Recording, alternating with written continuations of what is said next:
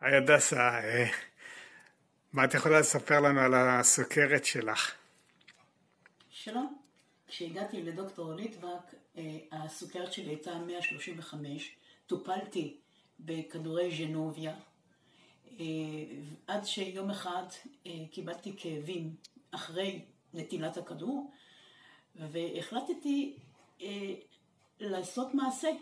הגעתי לדוקטור ליטבק, ומרגע שאני אצלו בטיפול, הורדתי את הכדור הג'נוביה, והיום הסוכרת שלי היא על 105, מקסימום 109, ואני שיפרתי את כל מערכת העיכול שלי אצלו, ואני מרגישה הרבה יותר טוב אחרי כל הטיפולים שעשיתי אצלו. הרגשה שלי טובה יותר, ואני שמחה יותר, פשוט מאוד.